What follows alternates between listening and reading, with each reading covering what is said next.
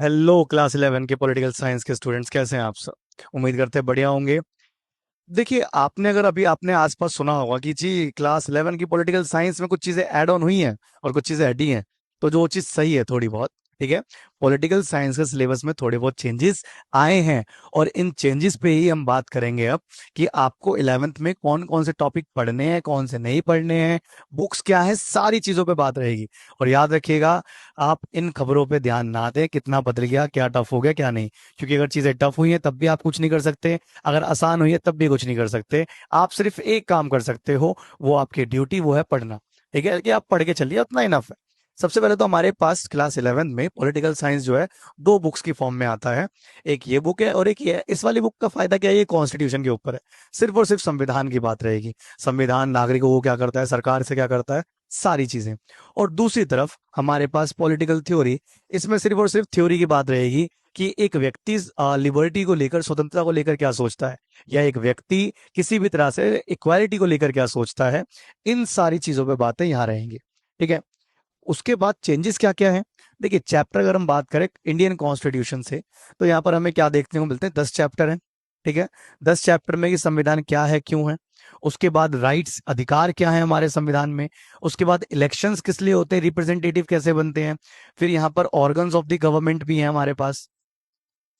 ठीक है, सरकार के अंग भी हैं। अगर सुना हो तो कार्यपालिका, विधायिका, न्यायपालिका, वो चीजें भी हैं। उसके बाद फेडरलिज्म, संघवाद, जब पावर बांटी जाती है।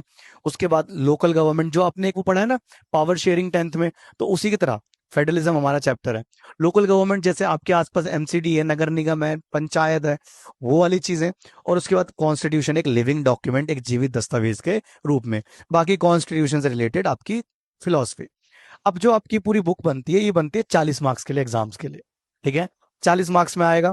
उसके बाद अगली जो बुक बनती है, सेकंड बुक, उसमें क्या क्या है कि आपके पास, हमको सेकंड बुक से भी 40 नंबर का ही देखने को मिलता है। अब देखो, सेकंड बुक से जो 40 नंबर की चीजें हैं, इसमें हम क्या क्या देखते हैं। सबसे पहले देखेंगे इंट्रोडक्शन आएगा, फिर लिबर्टी आएगी, फिर इक्वालिटी यानी स्वतंत्रता, समानता।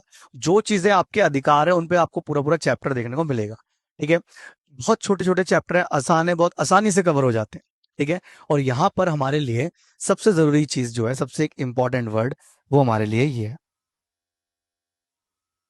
ठीक है। आप इस चीज को देखिए। आप अगर इस वर्ड को देख पा रहे हो, कॉम्पिटेंसी, ये एक दिक्कत की बात है जो एड ऑन हुई है ना, जिसको लेकर सब डरे हुए हैं, वो ये चीज है। क्यों? क्योंकि जी अब यहां से आप कह सकते हो कि यहां से अब सिर्फ लॉजिकल चीजें आएंगी पेपर में, सिर्फ लॉजिकल। पहले क्या होता था, रटे रटा 4-5 क्वेश्चन थे, उनमें से एक फंस जाता था, काम बन जाता था। लेकिन अब ऐसा नहीं है। आप सिर्फ लॉजिकल, कॉम्पिटेंसी बेस्ड जिसे हम कहते हैं। ठीक है। तो इसी तरह से जो आपका स्ट्रक्चर बनेगा, वो कुछ यही बनेगा कि आपकी जो बुक 1 है, वो आपको 40 नंबर की आएगी। बुक 2 आपको 40 नंबर की आएगी। टोटल आपका 80 नंबर का होगा। और 20 नंबर का आपका प्रैक्टिकल स्कूल में होगा। और याद रखना, इस 80 में से 4 नंबर का आपके पेपर में या तो मैप आ जाएगा, या तो कार्टून आ जाएगा। कार्टून का मतलब होता है बेटा पिक्चर बेस्ड क्वेश्चन। ठीक है। 4 नंबर का एक वो आ जाएगा। ठीक है। और याद रखिएगा, हर किसी सब्जेक्ट के अपने अपने एमसीक्यूज भी हैं। जैसे पॉलिटिकल साइंस में आपको 12 एमसीक्यू देखने को मिलेंगे, 1 मार्कर। ठीक है। तो इस तरीके से आपका वेटेज डिसाइड होगा। और याद रखना, पॉलिटिकल साइंस वही कर सकता है जिसने लॉजिकली पढ़ा है। रट के तो बेटा 30, 40, 45, बस इससे ज्यादा नहीं जा सकते आप। ठीक है। लेकिन अगर आपने लॉजिकली चीजें पढ़ी हैं, तभी आप ये कॉम्पिटेंसी वाला सॉल्व कर पाओगे, तभी आपका भला हो पाएगा।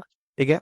तो बाकी इसी तरह से आपको इस चैनल पे सारे चैप्टर के, सारे सिलेबस की पूरी वीडियोस मिलती रहेंगी, चैप्टर वाइज हम पढ़ते रहेंगे।